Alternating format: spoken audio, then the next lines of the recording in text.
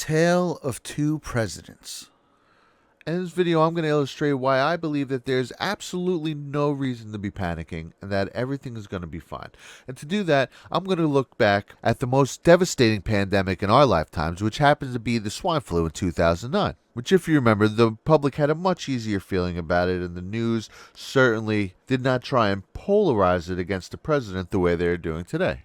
Which I find to be very irresponsible, if I'm being honest. Now, the 2009 H1N1 pandemic was first described in April of 2009.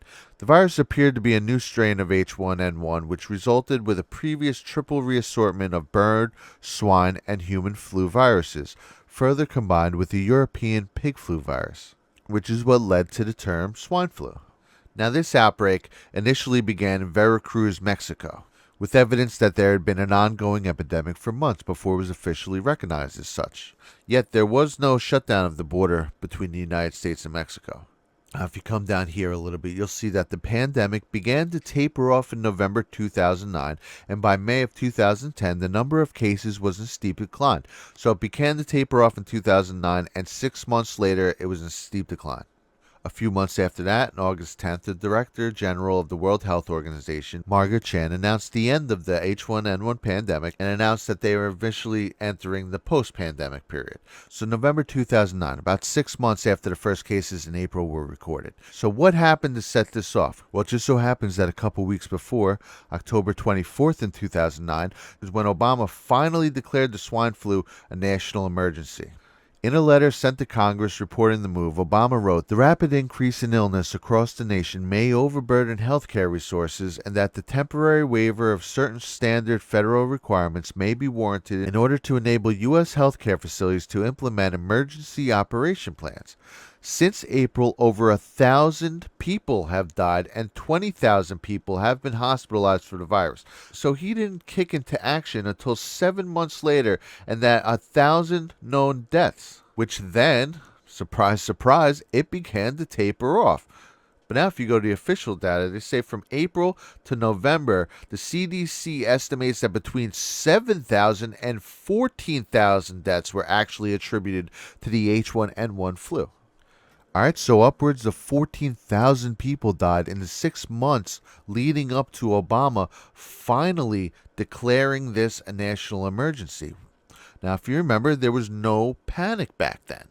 You see, the news leads the public around by their nose. So if there was no panic then, but there is panic now, that just shows you that they're trying to use this. They're trying to weaponize this virus against the public. In fact, everyone was so calm, cool, and collected about this that if you go back to May of 2009, the World Health Organization stated that containment was not feasible and that countries should focus on mitigating the effects of the virus. They did not recommend closing borders or restricting travel. U.S. airlines had no major changes as of the beginning of June of 2009, but continued standing practices, which include looking for passengers with symptoms of the flu. In fact, on April 13, 2009, Obama actually eased travel to Cuba, which just happens to be 1 day before the first case of swine flu in the United States. And swine flu started in Mexico, which is another Central American country. So this happened right before that. So obviously you can't blame him from that, although it is ironic that the very next day we get the first cases of swine flu. However, moving forward, 5 days after he declared a national emergency for the swine flu, where upwards of 14,000 people died, and they had actually already known about 1,000 people dying, he lifts travel bans to people with HIV and AIDS. So not only did he not put any travel bans in order, he was actually lifting travel bans afterwards. All right, so now that's established. We know the timeline of events with the swine flu, which was the worst pandemic of recent history. So now I want to compare it to this and show you why I think everything is going to be okay. Now, if you go here, January 24th is when the second case of coronavirus was confirmed in the United States, 3 days after the first case, which was reported on January 21st. Exactly like the swine flu. The first one was on April 14th, and 3 days later, you had the second one, April 17th.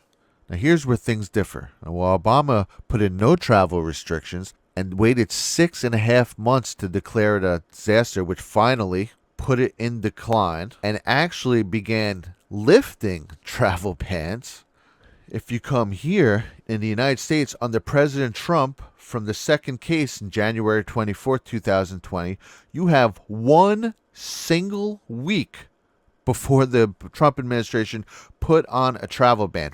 1 week, January 31st. And in fact, they were actually ripped for it. See here, health experts warn that travel ban will hinder coronavirus response. Yeah, okay.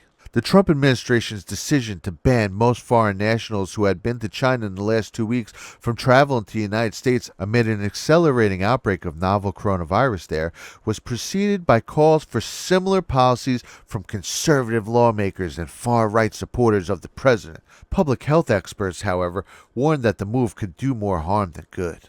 The administration's public health emergency declaration also requires U.S. citizens returning from China to undergo some level of quarantine, depending on where they had been in China. So the same people who are trying to make you believe that the Trump administration is doing a horrible job with the coronavirus and all these things are also the same people who railed against his travel ban 1 week after the first 2 cases. 1 week.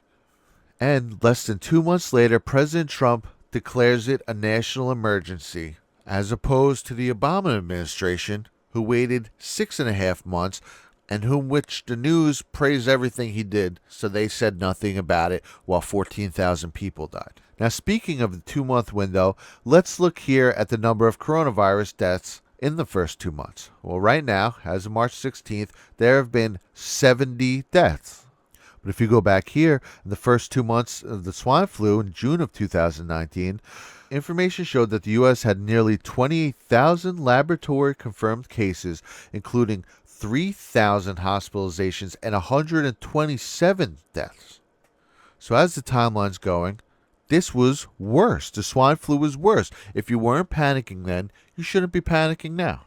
See, the problem with the news is people think of it as a public utility. You got the water company provides you your water, the electric company provides you your electric, the news provides you the events of the day, the gas company provides you gas, so on and so forth. But it is not a public utility. It is a weapon.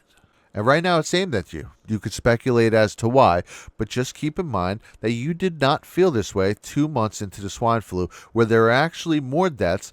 There was no travel ban. In fact, they actually lifted travel bans. And it wasn't for 6.5 months until a waiver of certain federal requirements were warranted to enable U.S. healthcare facilities to implement emergency operation plans. And one thing that's backfiring on them, using this to create a panic and weaponize it against Trump, which again, just look at the way the news treated Obama while he was handling it and the way they're treating Trump the way he's handling it, with those 2 timelines in mind.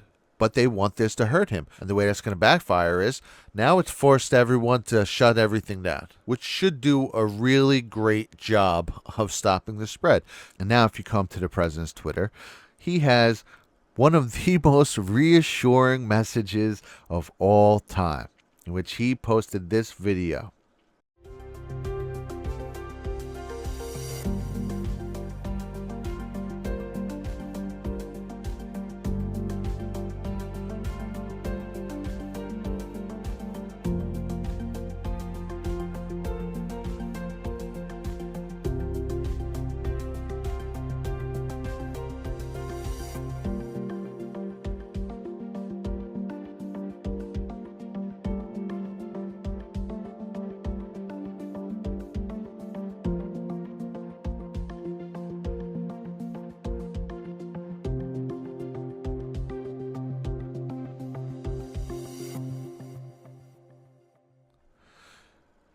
Now again, this is a lot of things that he's had a very good response to this.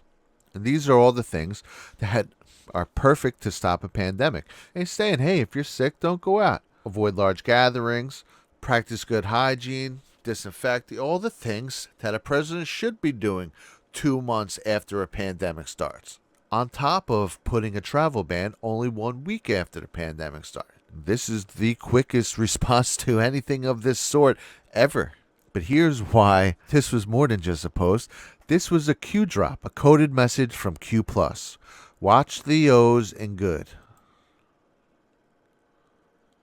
Q, Q, followed by a plus. Q and Q+. I'll show you again. and Q plus. And what do you have up here? Stop in the kill brackets, which if you're familiar with Q posts, the kill brackets means it's being taken care of. So it means they're taking care of everything.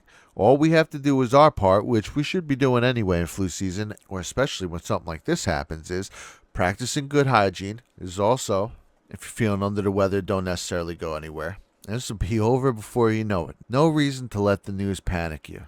If you weren't panicked for the swine flu, which killed, some estimates say, over 500,000 people worldwide, and that the official estimate is over 250,000 people worldwide, and 14,000 people in the United States, then there's no reason to be panicked now. And as Q Plus has implored us, do our part to help. Don't give them ammunition to keep this fear campaign of the weaponized media up against POTUS and up against us. And that this is in the kill box. Signed, Q. Where we go one, we go all.